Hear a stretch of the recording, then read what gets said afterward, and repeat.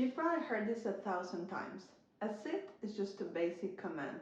But what if I told you that if taught the right way, a sit could save your puppy's life, give you so much freedom, and open the door to some skills that are like fabulous and you probably don't even know that are so easy to achieve if you can just master the sit.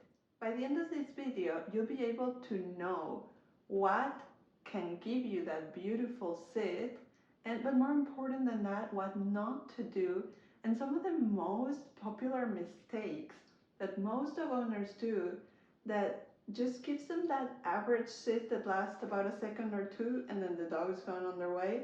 So if you don't want to be that type of dog owner and you want to be the dog owner that has the freedom to really enjoy their dog and give them some skills that are very easy to achieve, keep watching this video because I'm about to share with you some of the simple little tricks that really changed the game for us.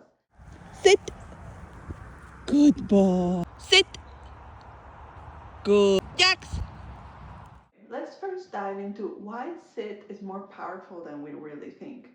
The first topic I want to address is safety, because if we don't keep, oh princess, yes I care about your safety.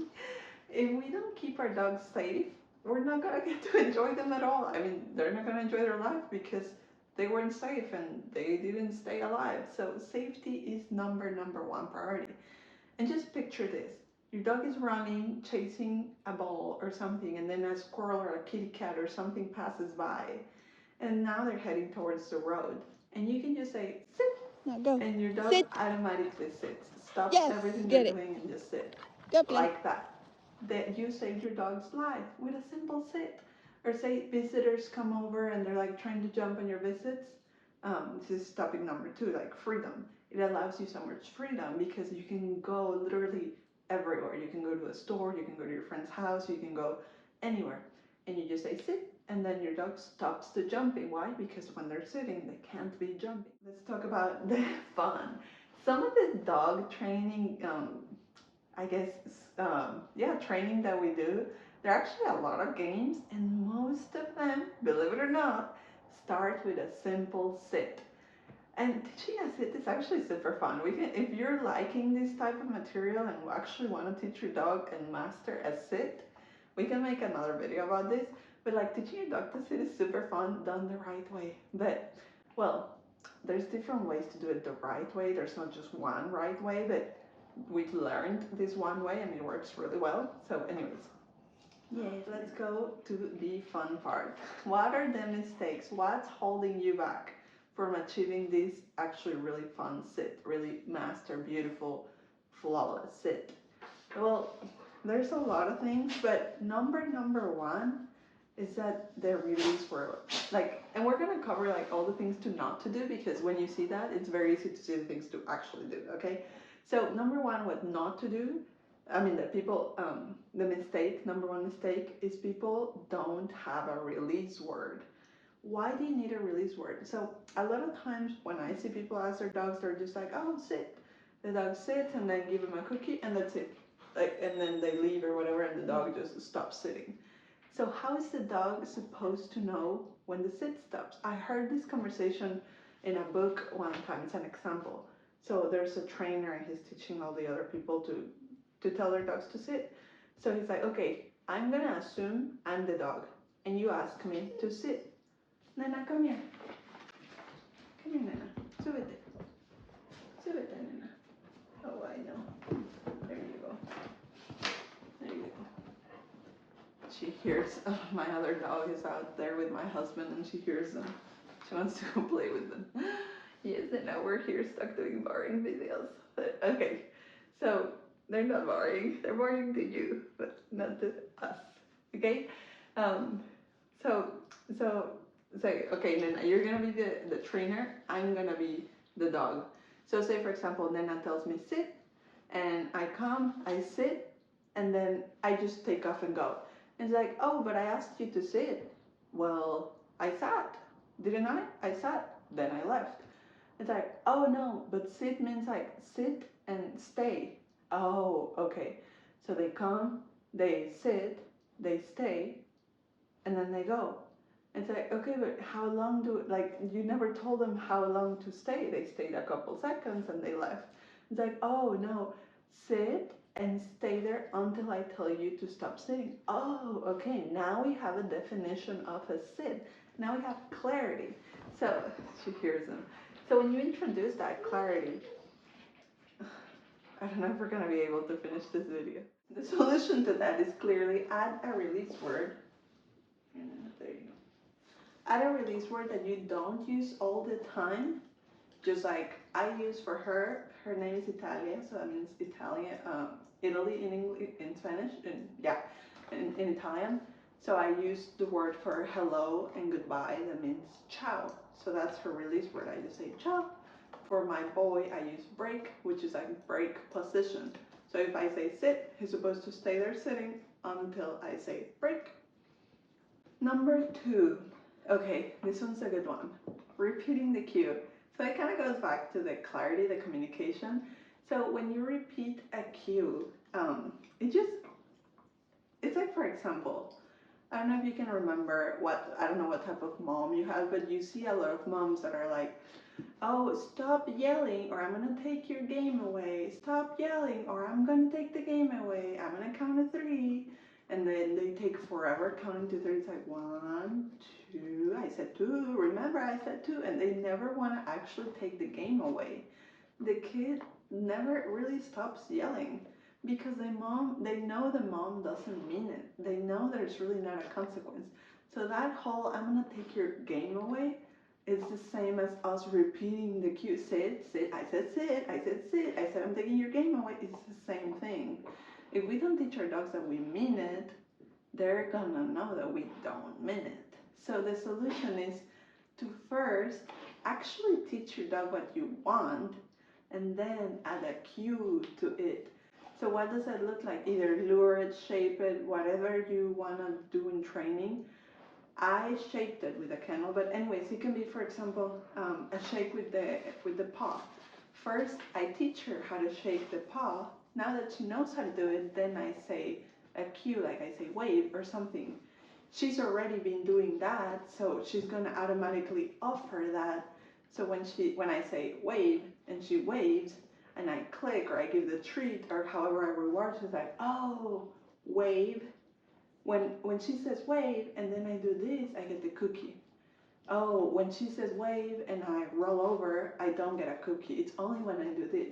So that's kind of how you actually teach the cue, and you only say it once and you only reward when they actually do the correct behavior, which is the same thing with like the kid. If they yell and you take the game away, it's like, oh, it means it, so I better not yell anymore.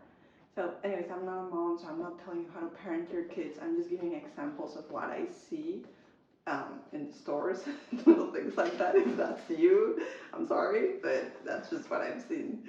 Okay, so let's go to number 3. Oh, this is what separates you from like an okay behaved dog to like a really well behaved dog. Generalizing. What is generalizing? You know, like I guess you got peanut butter in your tail. In one of the other videos I made this example, it's like, you know, sometimes like you visit a new town and you get really bad service in that town. You're like, oh yeah, the service in this town sucked. Yeah, or say you got it in like 2 restaurants. You didn't visit every single restaurant, but in 2 restaurants you got really bad service. Oh yeah, the service in Philadelphia sucks. Really? You only went to 2 places. How do you know the whole place sucks? Maybe that server got like a really bad, had their girlfriend broke up with them or something like that. So just like that like we're very good at generalizing, dogs are not good at generalizing just because their brains are wired.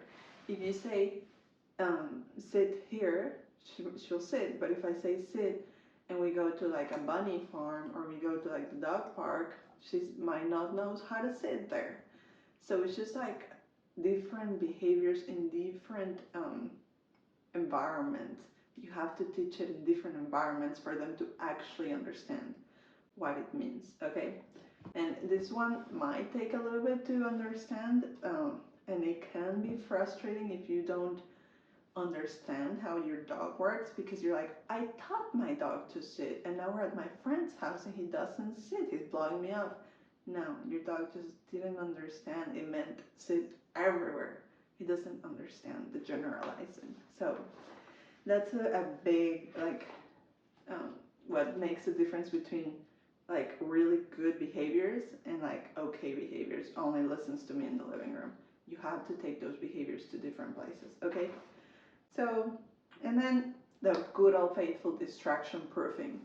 How do you get an actual really good solid sit distraction? Starts simple. Start with like dropping a pen if they start sitting. Well, of course, start with introducing your release word.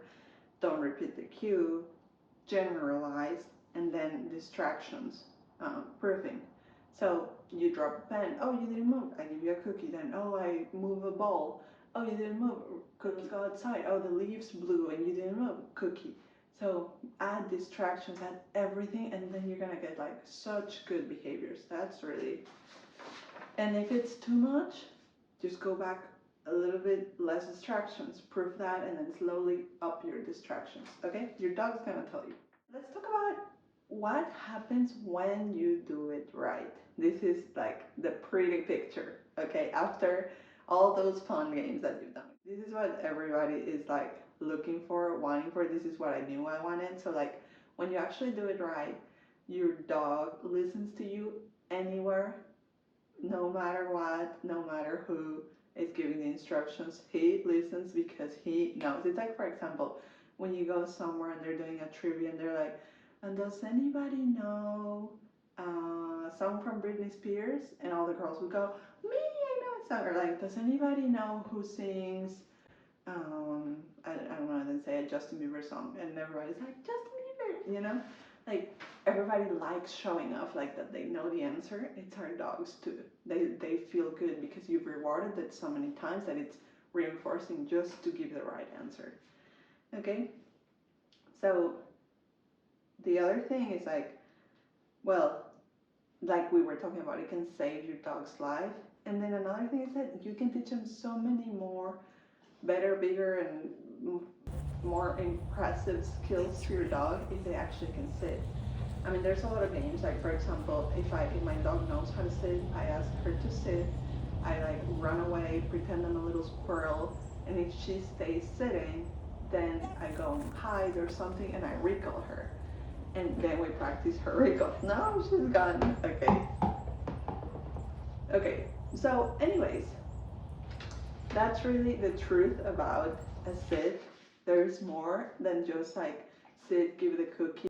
If you found these tips helpful, you want to hear more about it, subscribe, hit the like button, and let us know in the comments what you think, what you want to see more of. If you think Nena did a great job being a helper, if you want to see also next time. Thank you for your time and watching. We had such a fun time doing these videos for you. Like, we really have learned so much in so little time that we're like, oh my goodness, like, I wish it was more known, and like that it can be so easy, so fun, so simple, and like there's no need for all that frustration. I mean, sometimes it can be frustrated, but there's no need for the way I used to think about dog training. Like, so glad I found different ways. See you next time. Nana, can you say bye? Ciao. Ciao, Nana. Nana's gonna say bye to you. Nana, yes. Yes. Yes. Okay, bye bye. We love you. Do we love them, Nana? Can you do something if you love them?